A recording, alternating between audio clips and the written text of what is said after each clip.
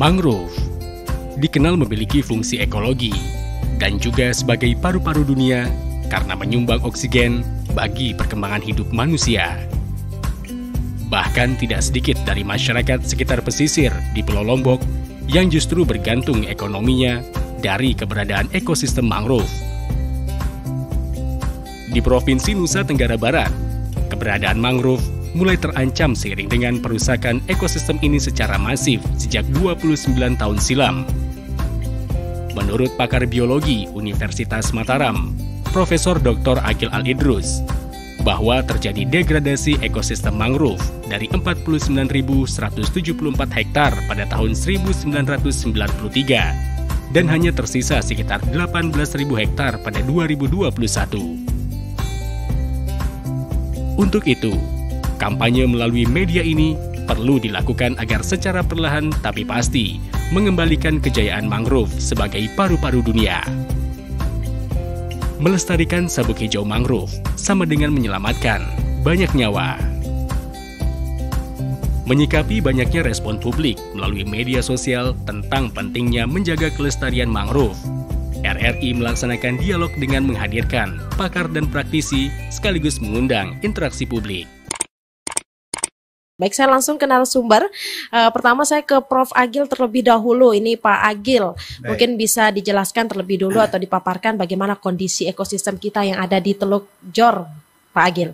Kenapa mangrove ini harus kita pertahankan? Karena fungsinya. Fungsinya itu satu di antaranya itu fungsi ekologi. Di situ tempat bersarangnya burung di kanopinya. Di bawahnya ikan, udang, dan sebagainya. Sehingga di situ ada pusat sumber ekosistem yang terjadi interaksi di dalamnya, sehingga bisa untuk melestarikan beberapa spesies yang ada di situ. Nah, spesies-spesies inilah juga bisa dimanfaatkan oleh masyarakat. Bahwa bisa produktivitas dari daerah mangrove itu, bisa produktivitas berupa perikanan, itu burung juga itu bisa menjadi lestari di situ. Karena dengan adanya mangrove ini maka spesies lain juga bisa hidup. Pak Agil, tapi ini misalnya seandainya ekosistem mangrove ini berdampingan dengan sebelum saya melanjutkan ada penelpon, kita jawab terlebih dahulu. Assalamualaikum. Dengan siapa di mana? Dengan Pak Jack ini yang kenal. Pak Jack di Ampenan, silakan Pak Jack. Assalamualaikum Pak Agil. Waalaikumsalam warahmatullahi wabarakatuh. Pertanyaan saya ini, kenapa tidak dikembangkan di sekitar pantai Senggigi itu, Ampenan itu, pantai selatan itu, Pak? Mungkin mohon dipertimbangkan. Assalamualaikum. Waalaikumsalam warahmatullahi wabarakatuh. Baik, terima kasih Pak Jack. Nah, ini mungkin Prof. Agil bisa langsung ditanggapi kenapa tidak dikembangkan di pantai Senggigi dan sekitarnya. Silahkan. Baik Pak Jack. Saya punya keyakinan bahwa kalau dikembangkan mangrove di pantai Senggigi kemudian ke Ampenan, itu pasti biayanya murah. Semakin digempur sama ombak, dia semakin hidup dia. Nah, kalau kita kena angin aja di situ kan masyarakat kita di Ampenan misalnya itu hampir setiap tahun itu mengalami gelombang kan, pengaruh angin dan lain sebagainya, angin barat itu sangat terganggu masyarakat. Padahal kalau membangun fisik itu sudah berapa kali itu. Di pantai Ampenan dan rusak juga. Nah, tapi kalau mangrove itu karena bedanya kalau pembangunan fisik itu kan melawan kekuatan energi gelombang. Tapi kalau mangrove ini justru memecah, dia tidak melawan, tapi dipecahkan gelombang itu sehingga energinya tidak sekuat dari energi pertama sehingga merusak di bibir pantai itu. Nah, oleh karena itu sekali lagi bahwa saya sebetulnya mulai kesempatan ini mungkin kalau bagi pengambil kebijakan murah sekali biayanya, jauh lebih murah kalau kita menanam mangrove dibandingkan dengan setiap tahun kita merehab kondisi fisik yang ada di pantai itu. Iya, baik. Dan pendengar, kami masih membuka ruang diskusi. Untuk Anda yang ingin bergabung nanti bisa melalui 0818-0205-6000 atau bisa juga melalui Facebook Pro 1 Mataram dan kanal YouTube RRI Mataram Official. Baik, saya ke Pak Amin terlebih dahulu, ini sebagai salah satu pegiat ekosistem mangrove ya di kawasan Kabupaten Lombok Timur. Ini Pak Amin, mungkin bisa dijelaskan sedikit apa sebenarnya usaha pelestarian yang dilakukan oleh warga di sana, gitu Pak Amin. Tantangan kita cukup berat. Di awal-awal tahun 97, tantangan kita adalah bagaimana menyangkut pengetahuan, pemahaman masyarakat tentang ekosistem mangrove. Sosialisasi. Ya. ekosistem mangrove ini dilihat, dipahami oleh masyarakat itu adalah sebagai kawasan tempat bertelur dan bersarangnya nyamuk. Sehingga dia tidak perlu hidup ini. Dia menjadi lawan dari manusia. Jadi karena dia dianggap tempat bersarangnya nyamuk, menjadi sumber penyakit, maka dia dibabat. Nah, kami terus melakukan penyadaran tentang itu. Kemudian dilakukan juga dengan aksi ya.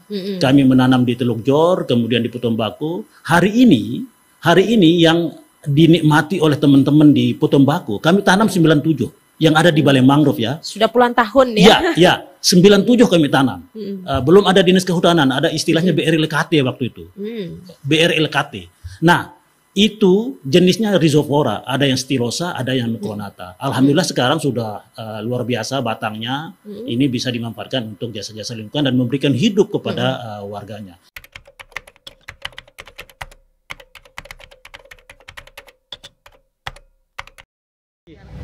Oh, jual kepiting, bau udang, kerang, ritip, empat, ya bau ritip niki gasap udang. Pokoknya kering aja niki bau. Mendek kering tegasap niki tanah, empat udang. Alhamdulillah jual kepiting lancar, Pak. Untung ada bagus itu mangan. Itu udang, kerang, keke. Alhamdulillah lancar.